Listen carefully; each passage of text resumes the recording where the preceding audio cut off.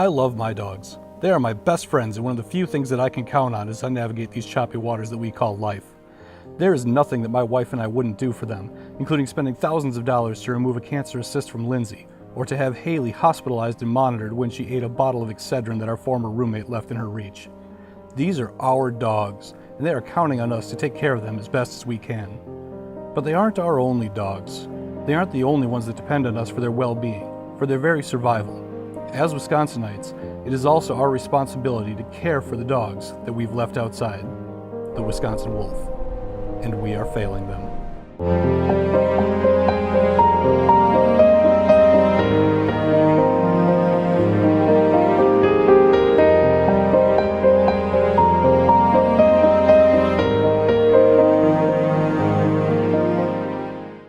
Everyone's got dogs. Almost everyone has a dog. They love their dogs.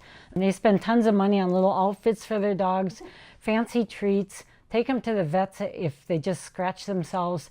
But yet, for some reason, this wolf hunt seems to be acceptable. And I don't get it, because they are our number one dog. That's where all dogs came from. Our team spent a week up in northern Wisconsin to get the facts on the wolf hunt. We knew that those in power, the ones making the decisions regarding the management of wolves, wouldn't take us seriously if we only talked to people in our native Dane County. The policymakers on this issue are as dismissive as they are uninformed, and we thought that the only way we'd have a ghost of a chance to get them to pay attention to us would be to show them that it's not just all the hippie liberals in the capital city that are against the hunt, but also the rural citizens of our great state. We interviewed people from all walks of life, including farmers, scientists, and prominent members of the native tribes, most of them also hunters, to try and get a complete picture of how this trophy hunt is hurting the ecology and the economy of Wisconsin. I see the recent wolf hunt that's moved in the last few years. I was pretty disheartened to see that, because wolves are actually getting up to a sustainable population. I thought it was something that was actually going to be held into the future, with over 1,000 animals coming into the state.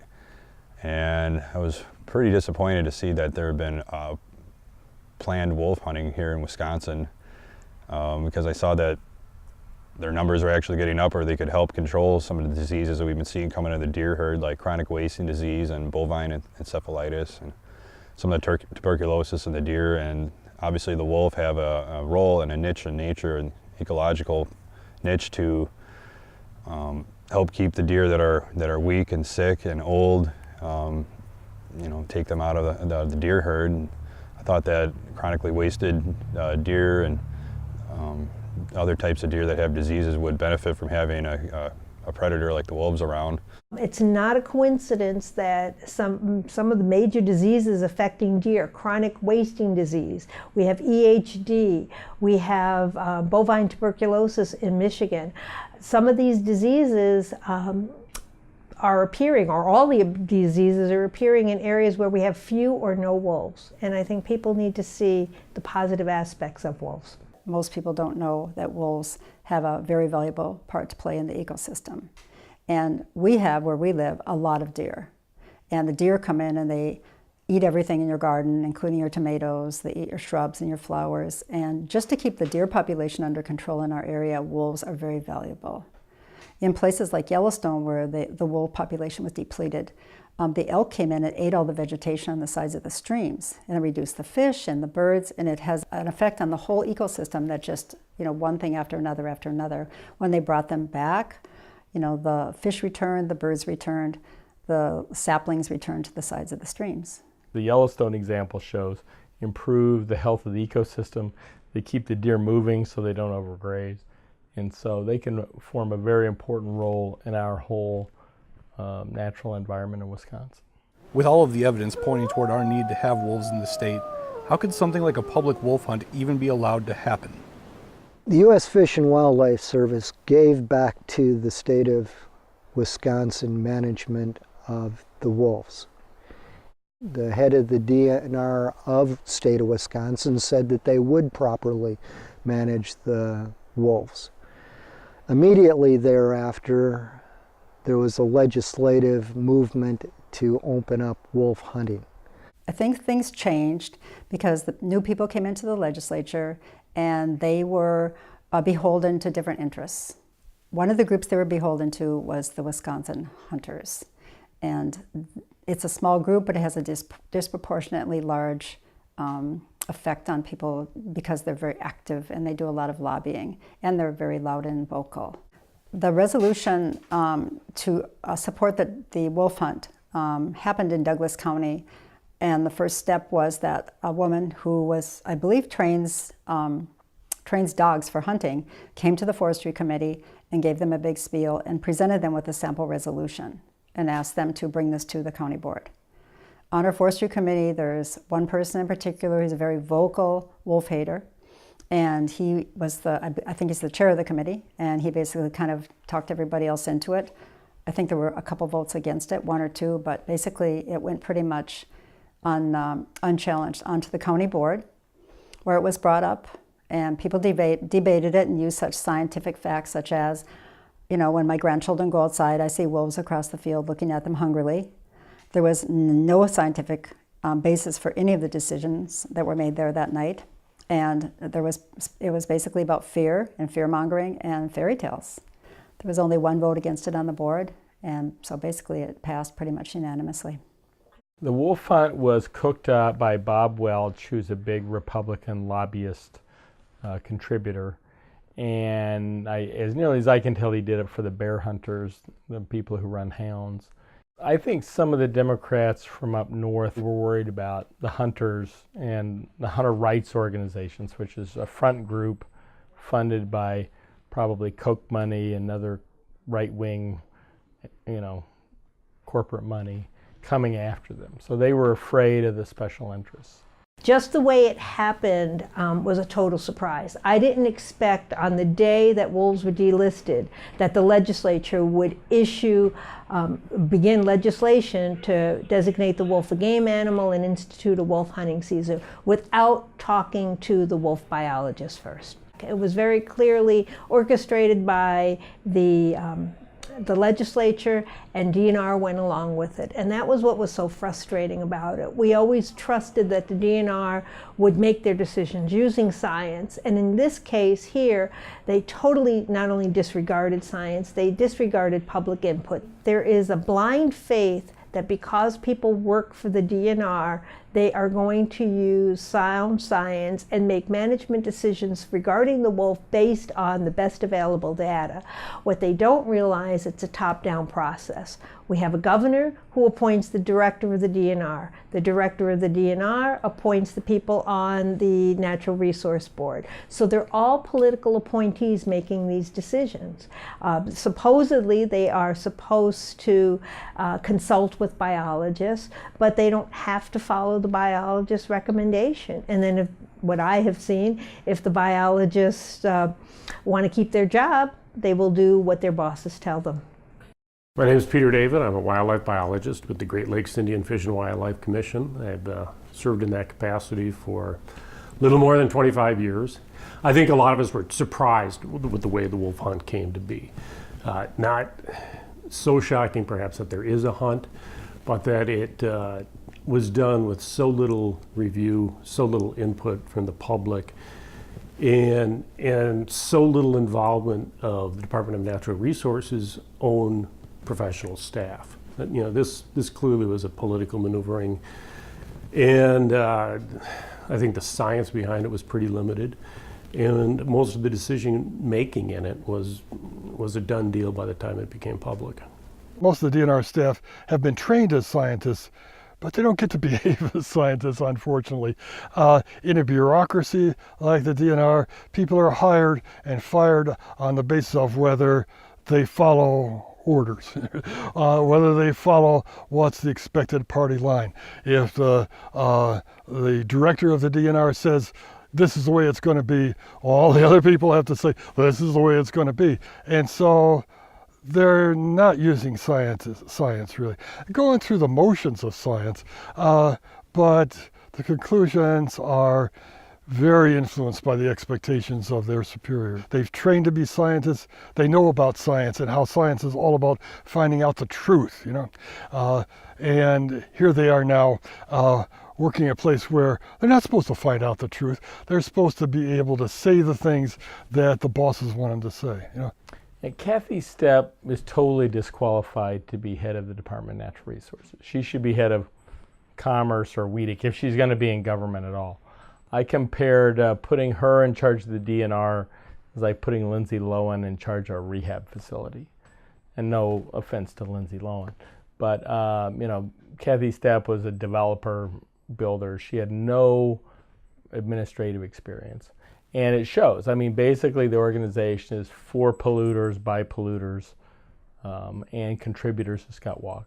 Right, one of the key hallmarks of Wisconsin is called the Wisconsin Idea, and that's where you use the UW system and its great experts to help solve Wisconsin's problems. And these people, these UW scientists, were consulting with the DNR on this issue, and DNR basically fired them and then put up this hand-picked committee of interest groups that's stacked for wolf killing. I have former employees who are working there, and it's a very difficult environment. They don't feel valued, and they're worried about losing their jobs for basically doing their job. The DNR then christened the Wolf Advisory Committee, a group charged with coming up with a wolf management plan for the state, including how to implement the hunt, quotas for wolf kills, and how to educate the public about all of this. As the months wore on, they systematically removed anyone who was sympathetic toward the wolf from their ranks and replaced them with special interest groups intent on killing. All that was left for them to disagree on was how to kill. So, 7 hours, you can come up with 4 options. 4 options. 0 to 350. 1 option, population goal rate than 10%. 351 to 500, population goal rate than 10%. 501 to 750, population goal range within 10%. 751 or more, population goal range within 10%. I mean, is this really this dysfunctional? So I have been attending the Wolf Advisory Committee meetings since their inception. And what's different about this committee as opposed to prior committees is that the special interest groups that serve on this committee are markedly anti-wolf. They have said things in these meetings such as the head of the Wisconsin Trappers Association saying that wolves fill no ecological role. The ecosystem is not managed by wolves. They don't have an ecological value in our Northwoods. And I didn't even really feel that that was debatable in the year 2014. We've heard things about that how fun it is to gut shoot a wolf, and by that means shooting a wolf in the abdomen so that it bleeds out internally and suffers longer, and how fun that would be. Bob Welch, one of the key lobbyists, I remember in a specific meeting said, "Wolves are going to die. Who cares how they die?" in referring to using dogs versus wolves. So a real disrespect for not only wolves, the obvious, but a disrespect for the scientists who have dedicated their whole career to studying wolves. They felt that at the time that social science was not necessary. Apparently, Safari Club International, who is a trophy hunting lobby, was more important than someone with a PhD in sociology or in ecology.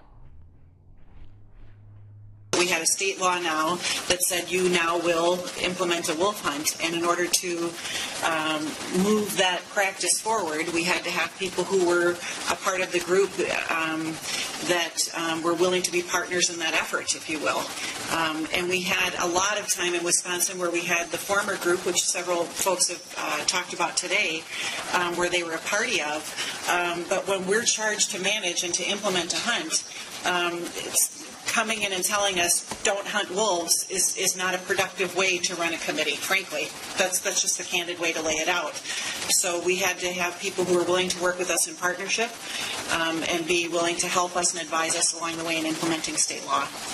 When I went to the Wolf Advisory Committee meeting, I found it to be rather divisive, standoffish, and I didn't feel very welcome. I was there with my Menominee mother and she wasn't afforded very much respect either. And I also noticed that the people that were there to stand up and speak on behalf of the wolves or anything pro-wolf were not afforded very much respect. I found the Wolf Advisory Committee meetings very interesting. For the most part, I found that there really wasn't any representation there or any advocacy on the board itself for our relatives. Of course, we know they couldn't be there to speak, and we know that they were not invited.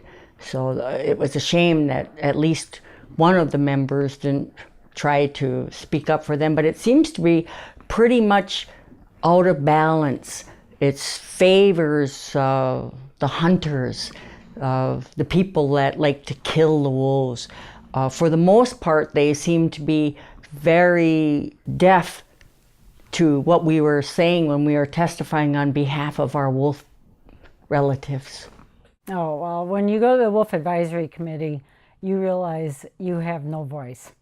It's run by wolf haters and uneducated, no science behind them. It's a complete joke. Okay. And it's frustrating because you can't say anything. And if you even try to interject, they warn you you're going to be thrown out. There was no collaboration and there was no diversity. And I saw that even the way the room was set up.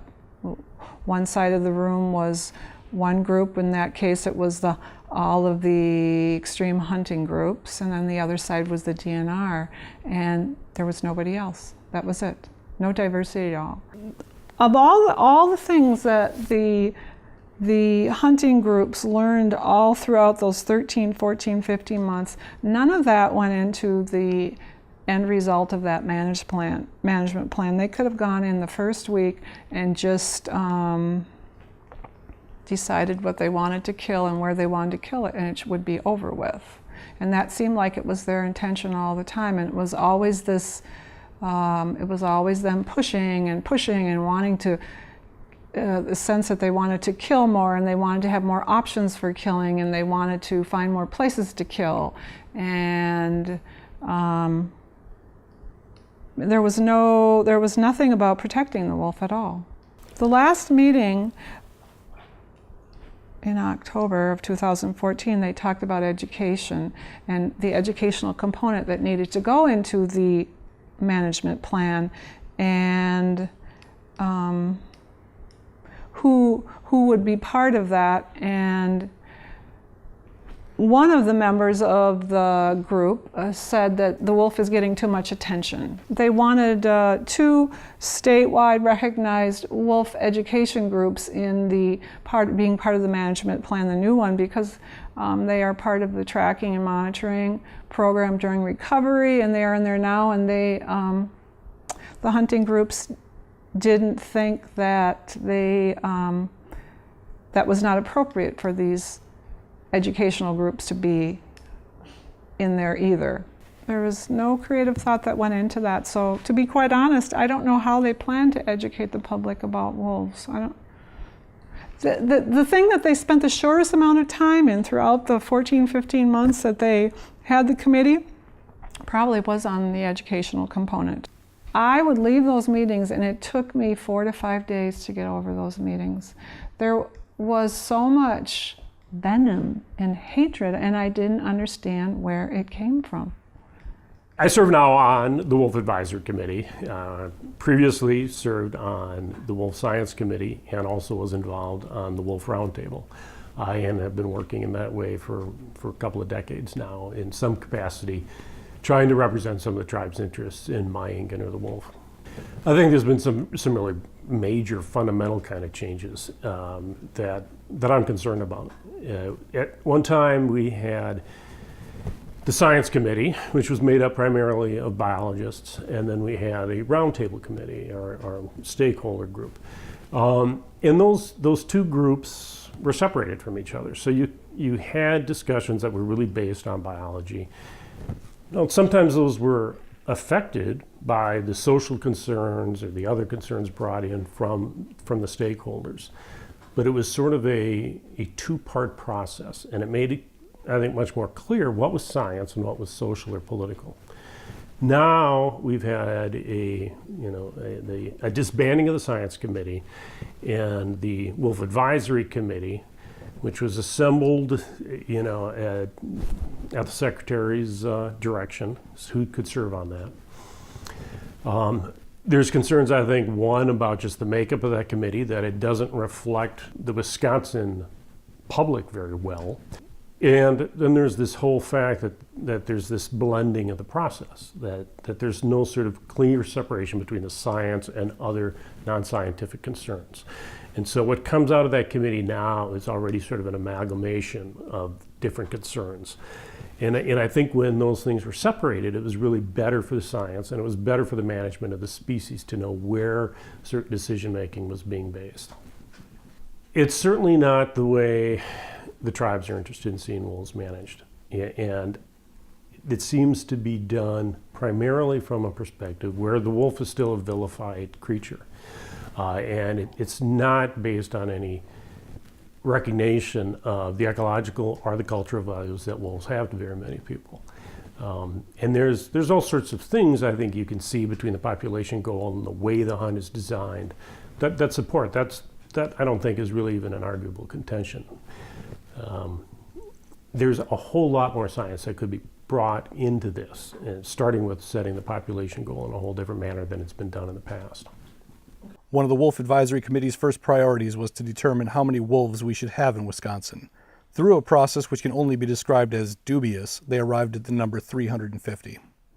I believe that wolves should be reclassified as an endangered species because the threats that caused the wolf to become endangered still exist today. We've had almost 500 wolves killed in the last 3 years, and I have yet to see any science to support this. What they are doing is they are allowing the wolves their populations to decline to such a level just to prevent them from becoming endangered again. And I was part of many of the discussions when we came up with that number. That number was a compromise. Where it was done back in 1999, everyone sitting around a table, input from the public, and everyone was talking about how many wolves can Wisconsin sustain. And there were many who wanted more than 500, many who wanted less than 350. And so 350 came about as a compromise, and it was never intended to be a cap. The way that 350 number was meant to be, or the intent of it was to be, at least during the discussions, was here's 350 wolves. When we reach that number, we're going to be doing more aggressive management. 350 wolves was a good goal when we had 200 wolves in the state. And we're fortunate, and we shouldn't lose sight of the fact that we've come a long ways. But it's clear that Wisconsin is capable ecologically of supporting a substantially larger number of wolves. From the tribe's perspective, there's a lot of benefits that we accrue from wolves, but you get those benefits essentially sort of in proportion to the population of wolves that you have on the landscape. And so a population of 350 wolves isn't nearly as good as a population of 700 or 1,000. We know we don't really have to worry about capping wolves. It's not like some species where there's really a need to harvest them. Wolves are very good at taking care of their own numbers, and there's never going to be a terribly high number of wolves in Wisconsin. So we don't need to cap them from that perspective. But to get the ecological benefits of wolves, they can show us what their carrying capacity is here on the landscape. And I think from the tribe's perspective, wolves should be allowed to live wherever they're capable of doing that, and they're not causing excessive problems for people. Where we need to get the state of Wisconsin centered is where the wolves should be. Right now they're trying to come up out of the air amongst a bunch of disenfranchised groups that can't agree. How many wolves should we have in the state? All of that is irrelevant if you haven't decided where you want the wolves to be and how you want the wolves to be protected. Well, this is a wonderful area of Wisconsin right here with very few people, very little influence by private land ownership. It's a wonderful area to have a wolf pack, but it is an area that is intensively hunted. And because of that, it's going to be the first area where the wolf pack is eliminated, and at the same time, it is the area that you most want the wolf packs to be. Myself, I favor as much as possible keeping the wolf packs genetically pure and free of dog genes from their DNA as possible. We are able at this point to protect our wolf from being affected by coyotes and from being affected by domestic dog by protecting the wolves in areas that are large public lands where they'll be left alone. And these areas are fairly easily identified, and once they're identified, then you can figure out how many wolves will you tolerate in this area. And I say tolerate because their own population is limiting. When they have too many wolves, they know what to do, they run. And they will disperse and find new areas to be. With the administration being the way they are, they've come to the conclusion they want to lower the number to 350. We want to have these aggressive hunts. It's not sustainable. Just biologically, with the way a wolf reproduces. They reproduce once a year, have pups, 4 to 5 pups to a pack, and a very high mortality rate. So the way these outright slaughters are going along, it's not going to be before long, and we're going to have some major problems with the disruption of the pack dynamics. And we need to have areas where wolves can be wolves without being harassed. There should be no hunting, no trapping, no hunting with dogs, no training of dogs to hunt wolves in areas of prime habitat like the Chequamegon National Forest, Nicolet National Forest. In my opinion, the wolf population is not growing out of control.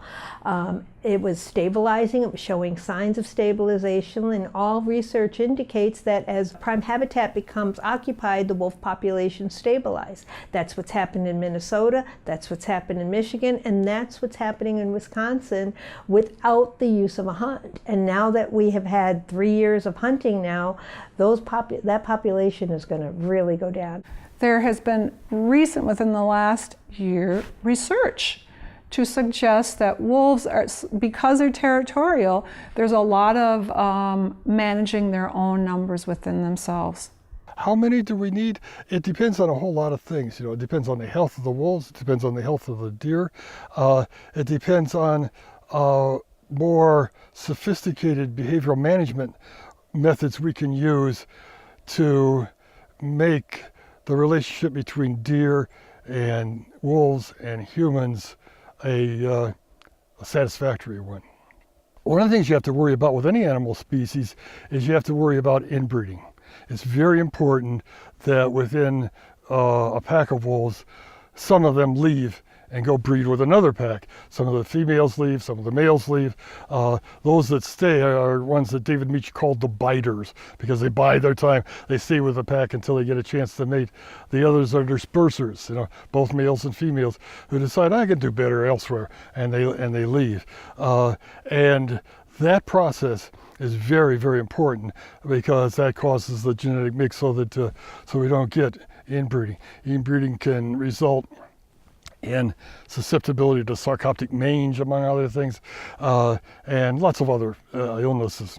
So that's very important.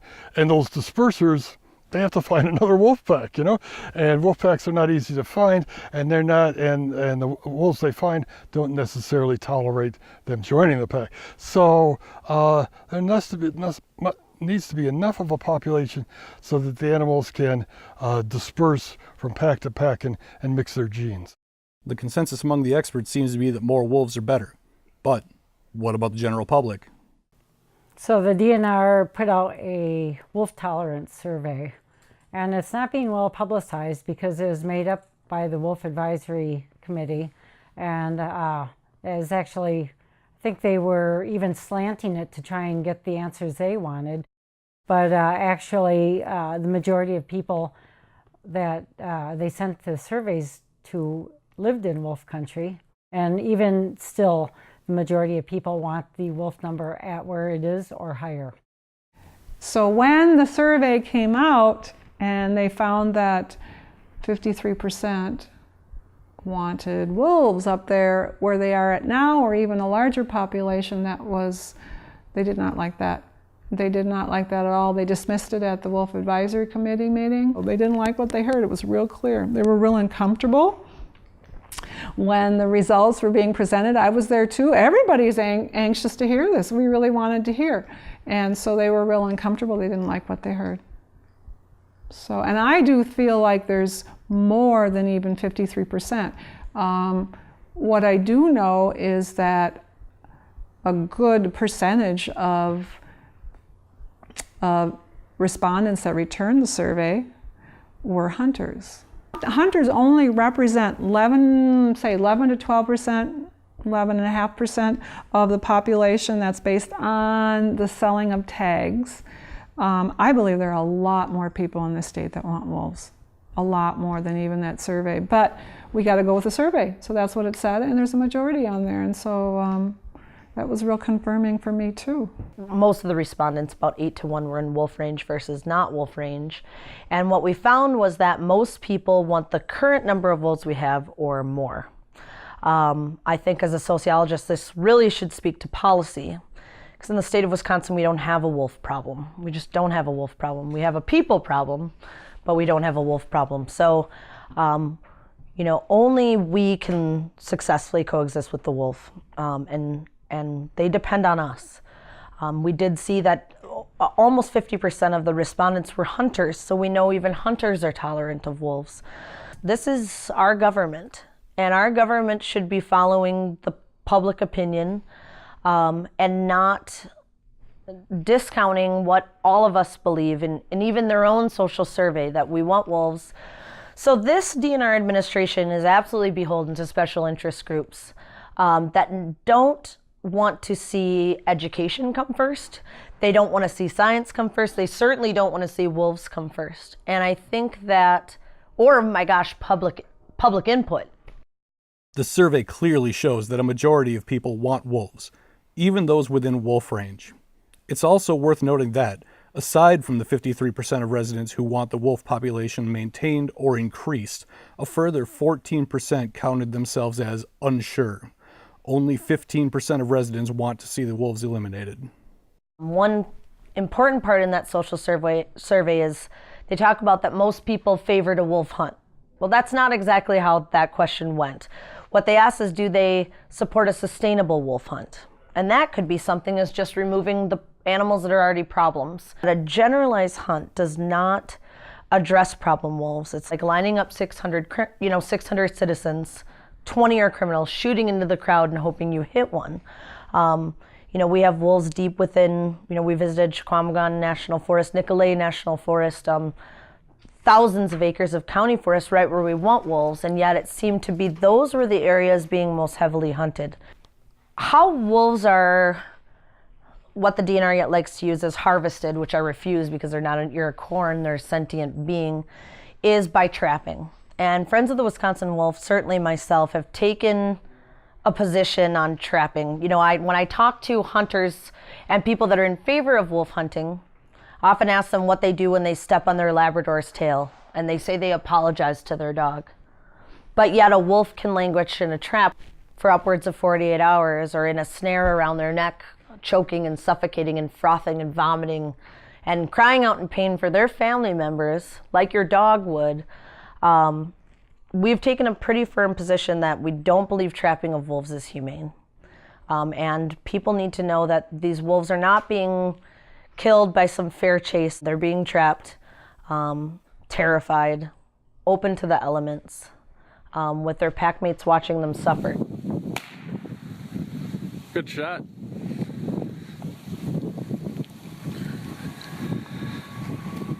One thing the general public should know about the wolf hunt season is that most of the animals, the majority of the animals, upwards 70-80%, are wolves under a year old. So essentially this is a wolf puppy hunting season.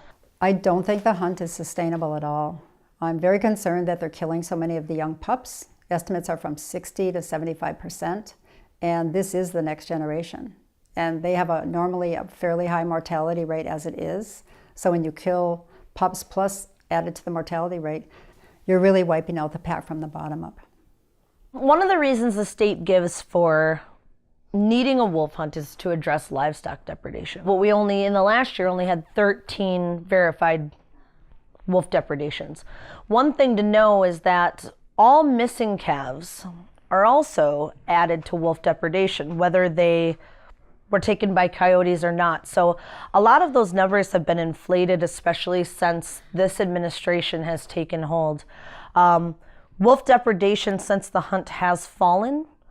But one thing to keep in mind is that the other lethal controls didn't go away. So we're still addressing problem wolves and we have a wolf hunt.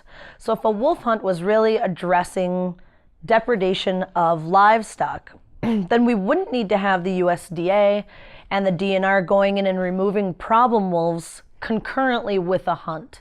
So I think it's important for people to know that this recreational and trophy hunt doesn't address depredation at all. I do not believe we need to use wolf hunting as a tool to control depredation. When there's a depredation, we need to be thorough, we need to be precise, and we need to get the offending animals. We have the tools available for that. The farmer, the producer who's had the loss, has the authority for lethal control. We have DNR lethal control. If there's an area where there is a farm that's having a problem, we can support removing the animals around that farm, but a general recreational hunt is not needed. Absolutely not. The depredation is a real issue for certain people. If you're experiencing depredations, I think you've got a right to seek some source of dealing with that problem. But a hunt is an incredibly inefficient way of doing that. The timing of it is wrong. If you're having a problem in the spring losing calves, having a hunt 6 months later doesn't really help you very much. We know that roughly 80 to 90% of the wolves that are harvested in any year haven't been involved in packs that are causing depredation. So it's sort of like it's like dealing with a speeding problem on the highway by pulling random cars over. Yeah, some of them were speeders, but all in all, it's just not a very effective way of dealing with the problem. So if you're having a problem, you got to deal with it quickly.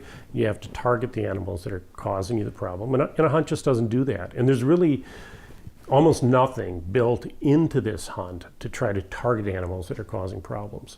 I worry about a collapse in the population. I have a master's in natural science and zoology. I've studied wildlife management and large predators like wolves and bears, and it's like the problem is when you indiscriminately kill wolves from the pack, if you take out enough alphas, you destabilize the pack. You get more depredation, more killing of livestock, and then that leads to basically chaos. I'm not a fan of hunting predators in order to control depredation. I believe that there is a balance that the animals themselves will naturally monitor. I live in Trade Lake, Wisconsin, about 11 miles southeast of Grantsburg, Wisconsin, and I'm a cheesemaker along with my husband David. We run sheep, cattle, and goats. The only way we could possibly farm in this area is with the use of our livestock guardian dogs. If we didn't have them, we would have nothing, because our sheep are basically like a walking buffet. We have 200 acres, and half of that is dedicated as a wildlife refuge. And when the wildlife come through, so do the predators following the wildlife. So we have constant traffic coming through the farm. We have had wolves on occasion on the farm. We've seen them. They're pretty unique. They trot through with not a care in the world. They're pretty cavalier. And that's why we also run the number of dogs we do, because wolves don't hunt alone. And it's not fair to ask a dog to protect the livestock alone. So we run anywhere from 8 to 10 guardian dogs. Our guard dogs keep back, they speak the language of the predators, and they keep back the initial predators. And believe it or not, the predators then, they're very territorial also. That's coyotes and wolves, and they'll keep away other predators. So it becomes like ripples on a pond. And when you start to take out those ripples, other ripples move in, and they may or may not be predators that are sustainable to your area. We had a coyote pack that was here for over 12 years that we never had problems with. They hunted mice, rabbits, whatever. They stayed away from our livestock. They respected our dogs, and they kept other coyotes away. And some hunters came through on property adjacent to us and took out the main alpha bitch. And within 2 weeks, a neighbor 2 miles down the road lost 10 sheep. We had our first coyote attack because we weren't expecting it. We only had some juvenile dogs in the back field with the sheep. And it took us bringing all of our dogs out in order to keep that coyote pack back. There were 10 coyotes in that pack. But it was like juveniles with no guidance. They were just running amok. And so there is a balance. There's a whole hierarchy in the predators. So if you work with it, you know, it can work with you. I am not against taking out a predator that will not work with the situation. You do get those that run amok on their own, and that can be problematic. Anybody I know that has suffered depredation, have they tried guardian dogs? Have they tried alternative measures? Is this really about helping livestock production, or is this about making more money for the state through selling hunter licenses? You know, we hunt, we put food in our freezer. We just don't believe in trophy hunting. I don't believe in allowing rogue predators to go unchecked. But I think that there needs to be a lot of education. I just would like to see people try alternatives. At one time, the DNR, the Wisconsin DNR, spent a lot of time and effort in educating the public about wolves. Now it's very rare that you see any factual information being put out for the public as to how to coexist with wolves. So you see situations where bear, we live in bear country. Bears raid bird feeders all the time. We see reports saying, do not take down your bear feeders because bears are coming in. We never see any such thing like that with wolves. Wolves come into town because they're following deer, but the DNR is not putting out releases saying, hey, stop feeding your deer near a residential area. You're going to bring in a predator. They're not doing anything to counter the misinformation that wolves are eating all the deer, or explaining how the coexistence of deer and wolves, what happens in the woods. If you want to get a deer, think like a wolf. Deer are going to spook and they're going to leave. They're going to be in areas where they could see, smell, and hear predators coming. DNR has failed miserably in that area. They just are not putting out the information, and so instead they are pandering to the fear factor. I think in every state there's always recognition of how great the need is to do education, and yet it's always sort of the last thing that actually gets accomplished. There's probably almost no species on the Wisconsin landscape that has, you know, is more poorly understood or has more half-truths or falsehoods said about it, and that people just are taught really everything but the truth about wolves in many situations. So there's a great need, and truthfully, very little work is really designed to do that. And people have to be receptive to it too, and some people are and some people aren't.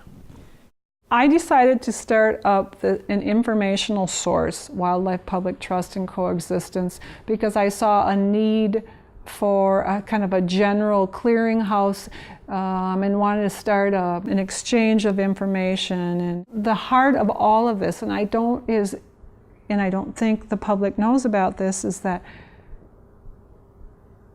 there is this phrase called public trust, and it's a legal binding document that holds up in a court of law, and that it states that everything out there belongs to every one of us. And just because you carry a gun and pay $8 to trap infinite amount of animals doesn't mean that that's yours. That animal that they trap belongs to me too. That they kill belongs to me too. And So for me, it's really, the public trust is something that is information that I try and get out there. Who owns the wildlife? All of us own the wildlife. Once I think people learn that they do have a vested interest in it, that this is theirs and that they can have a say, that they will start to participate more. Everyone should learn about wild animals. If you live out in the rural area, as I do, you have to accept the wild animals out there. We moved out here. This was their space. I have such a hard time with people living in the rural area saying that they're afraid of animals and that people don't understand what it's like to live in the rural area. No, if you're afraid of animals, then move back to the city. Anybody who really hates wolves doesn't like them more now that they're hunted. And for people who are on the fence, I think continuing to sort of reinforce this idea that wolves are a problem before they're anything else increases intolerance of wolves. And I think really in this hunt, wolves still are being targeted as a negative species. And that's the way really the state is portraying them.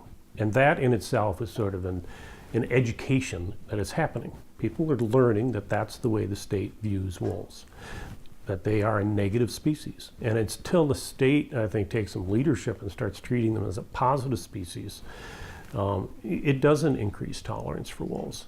You know, the big thing I think that the tribes would say is that it certainly is not at all impossible to coexist with wolves. They did it. They did it for thousands of years.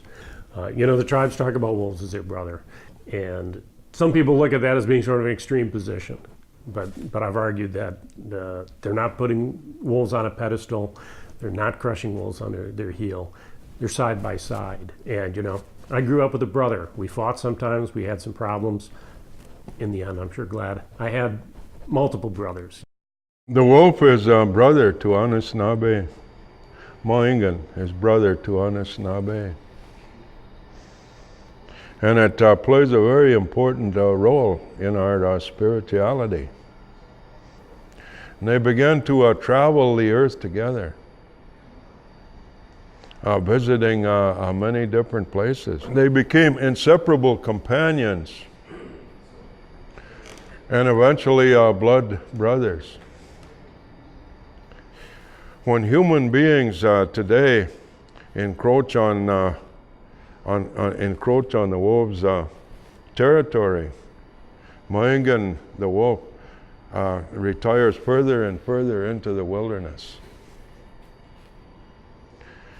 And then it was prophesied that maybe someday that Mohegan may no longer have a place to retreat if there's no wilderness.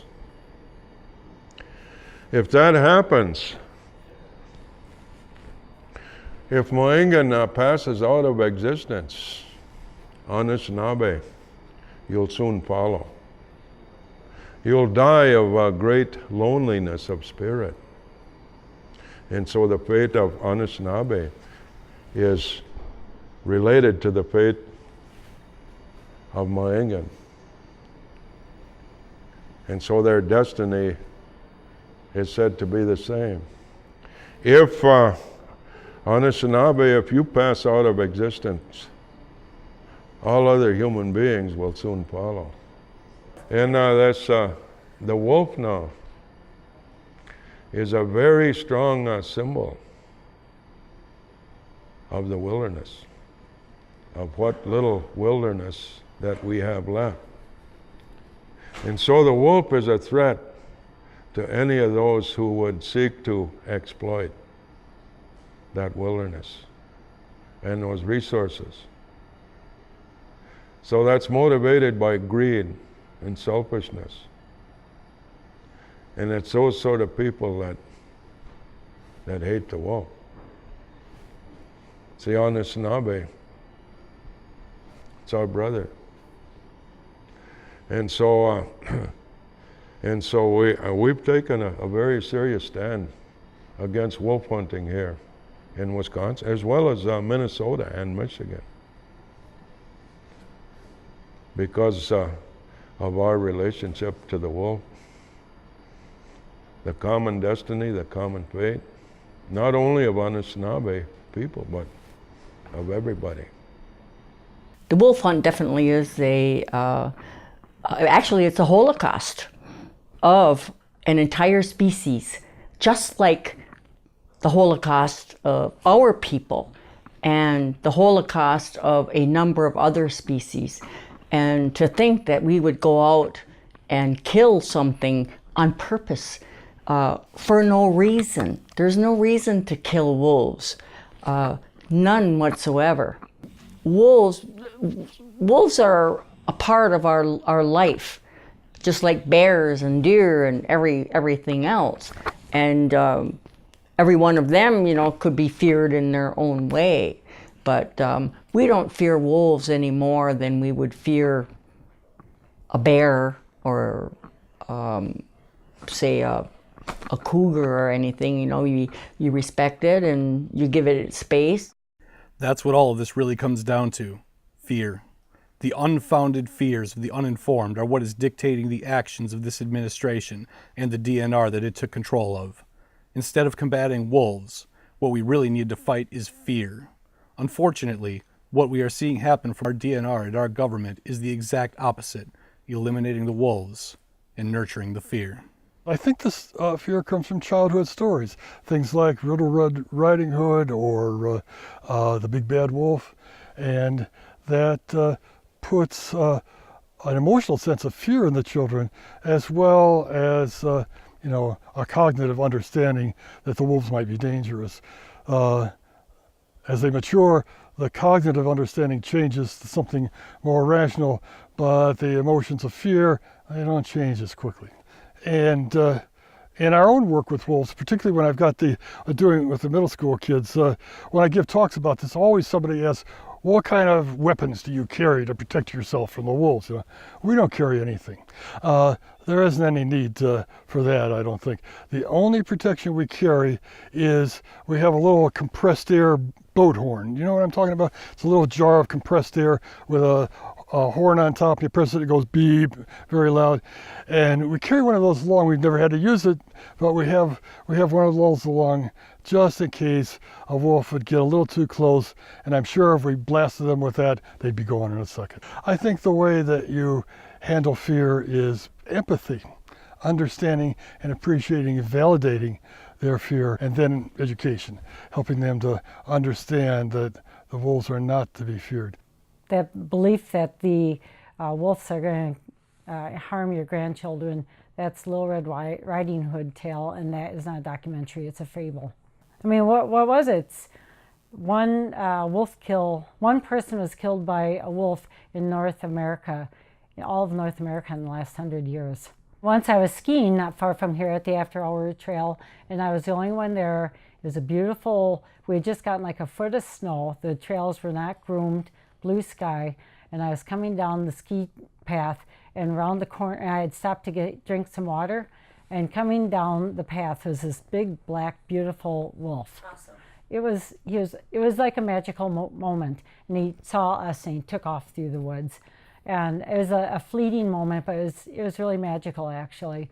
And I told people about that, and the first thing most people said, weren't you afraid?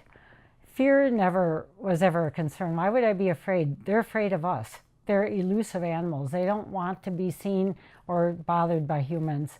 So no, and I ride my horse in the woods, I hike in the woods alone, and if I'm ever lucky enough to see a wolf, it to me is, it's a treat, it's a gift. It's not anything to be afraid of. They would never bother you.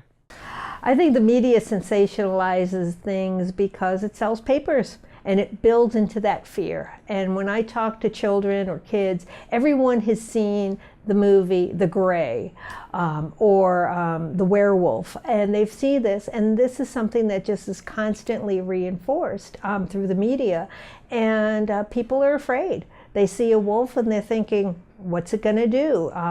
Oh, gee, that wolf didn't snarl at me. And when I've had people say that to me, they'll say, I saw a wolf and it just stared at me. And I ask them, like, yeah, and what? And that's what they expected to be snarling, growling, howling at them. And when I explain to them basic wolf biology, that that's how a wolf acts towards another wolf, they go, oh, I didn't know that. I think the media has really trumpeted this wolf hunt. It's news for them, and they've showed pictures, and they've showed, you know, we had a newspaper in our area that had a photo of a father and his son with a very young wolf that they had first trapped and then shot in the head. And they were holding the wolf between them. It looked like a large puppy. And, you know, and the article said that the son relayed that how exciting it was to do such a bonding activity with his father, and he would always remember it. They didn't ever look at the side of what it was like for the animals. They always looked at it as a great new wildlife outdoors experience for people. So I think they definitely played a big role in making people feel it was okay, and then also, in some sense, even glamorizing it.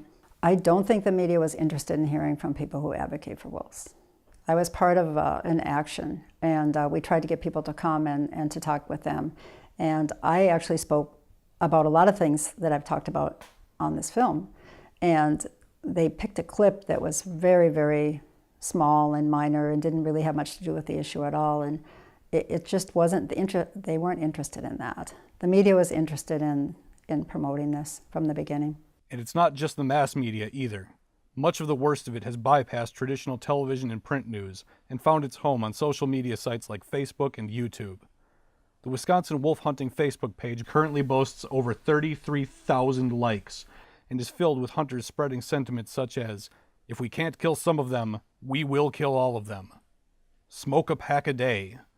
And the ever-popular mantra, shoot, shovel, and shut up, referring to poaching more wolves than are legally allowed.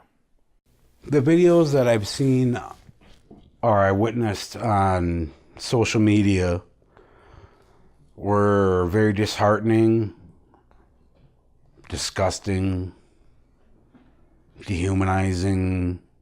I don't even have words to describe how they really made me feel, because as a hunter, as a Ho-Chunk caretaker of this land, it's abhorrent, it's appalling.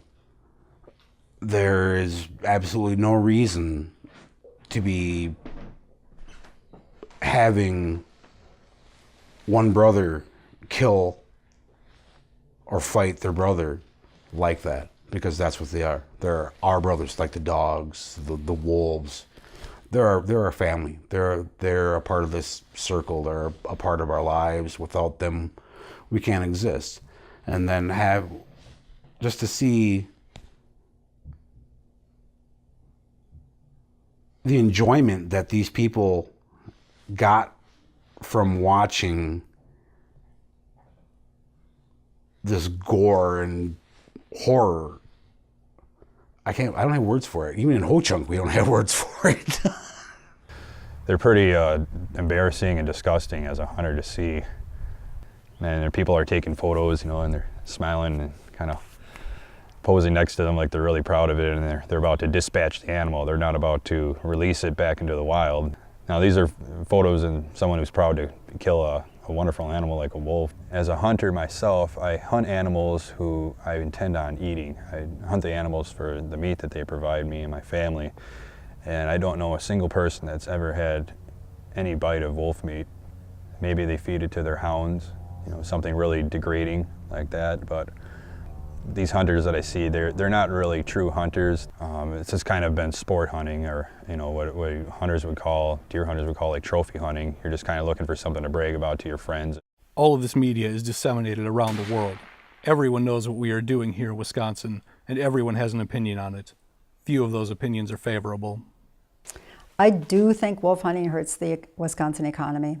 I've run into people as I've traveled that said, one person said to me, your state is barbaric, which was pretty shocking to hear, even though I'm sure in some ways many people would agree with that. But I also know that some people haven't come to this state because of that. We were down south, we ran into people and they said Wisconsin was on their list of do not travel to states because of the wolf killing. I went out to Yellowstone National Park this summer, and I would not step a foot into Idaho.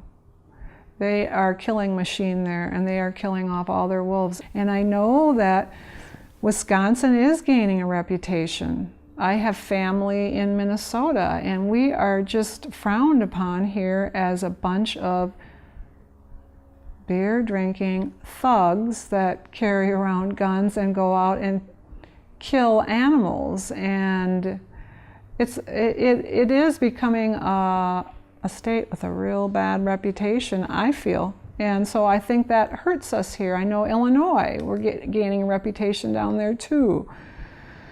And so I think that hurts our economy. I've known of people that head up north to Michigan, and they will not stop in Wisconsin now.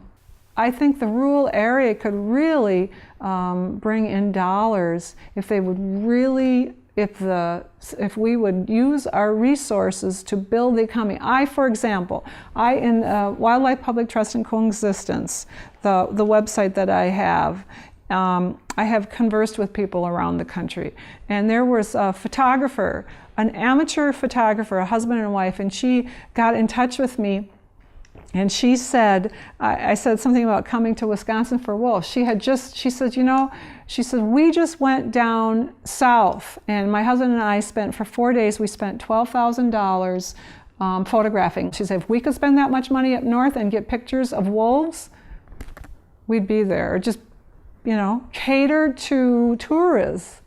She said that she felt Wisconsin is really missing an opportunity.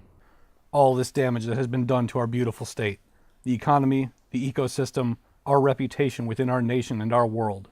Though it is our friend, our brother, the wolf, that has taken the heaviest toll from all of this, with 1,000 animals legally taken over 3 hunting seasons and another estimated 200 lost to poaching per year. We are all paying the price for the ignorance and fear that is running rampant. We need to put a stop to the Wisconsin wolf hunt permanently.